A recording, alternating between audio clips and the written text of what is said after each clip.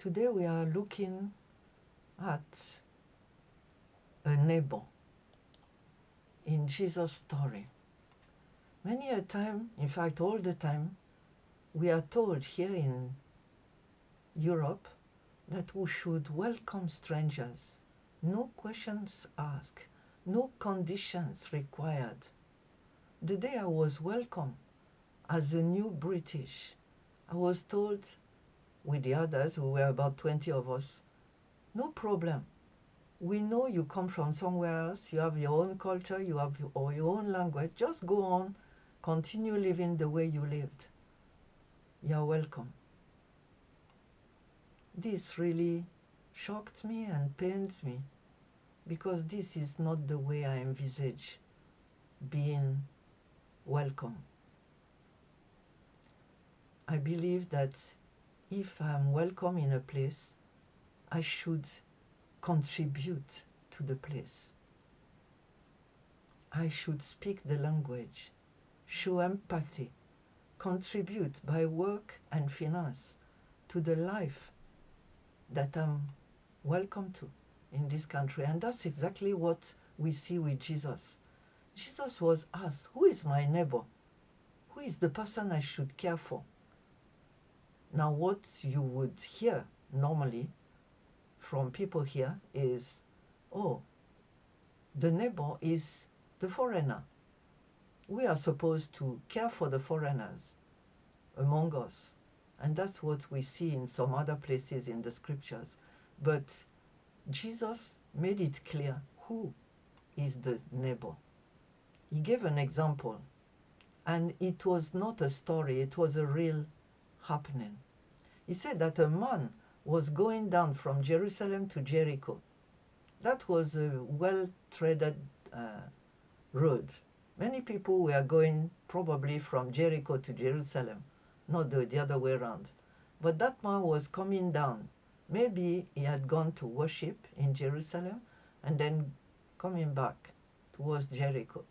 And he was attacked by robbers, something that everybody in Nigeria would understand and associate with. Then they stripped him of his clothes, beat him mercilessly, and went away, leaving him half dead. In other translations, leaving him for dead. A priest, somebody really respected in Judaism, happened to be going down the same road. And when he saw the man, did he stop? No. He passed by on the other side. In fact, he changed side so that he wouldn't pass close to him. So too, a Levite, a priest, when he came to the place and saw him, passed by on the other side. So if the man had been hoping for safety, help, none of this happened. But then a Samaritan, as he traveled, came where the man was. And when he saw him, he took pity on him. Samaritans were considered as foreigners, as strangers. They were people that settled in Samaria, in part of Israel. At the time, the Israelites, the Jews, had been taken into exile in Babylon. And when the Jews came back, they had differences because the Samaritans refused to go to worship in Jerusalem, to the temple. They just stayed on their own, so they had religious differences. And usually, as we can see from the meeting of Jerusalem with Jesus with the Samaritan woman, the two were not really mixing freely. But that Samaritan, knowing that the wounded man was a Jew, stopped, looked at him, and then bent down and started taking care of him, took pity on him, bandaged his wounds. He used his own first-hand kit that was, at the time, it was oil and wine. He used that on him to help his wounds heal.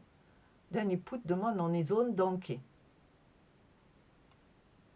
brought him to an inn. So he brought him to a hotel and took care of him, fed him, gave him a bed, arranged everything for him to stay comfortably. And then the next day, he took out some money and gave the money to the innkeeper and said, look after him. And when I return, I will reimburse you everything that you need for any extra expense that you may have.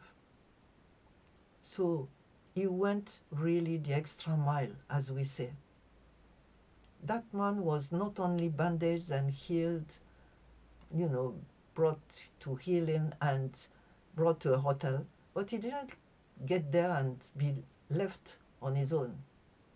The man gave him food and lodging at his own expense and left him there, promising to pay any extra. No question asked. So actually, who was welcome? It was not the foreigner, it was the local. The foreigner was the one that showed mercy and love. And that is what Jesus is sending as a message. Yes, strangers may be welcome. They are supposed to be welcome. But in exchange, like the Samaritan that was living in Israel, although in a different region, in exchange, God asked those foreigners that have been allowed to stay to be really caring, loving, adding to the good of the locals, contributing to the well-being of people that are the sons of the soil in the country. So don't twist the Bible. That is the truth. And there is no other thing to say. The truth is the truth. God bless you as you listen.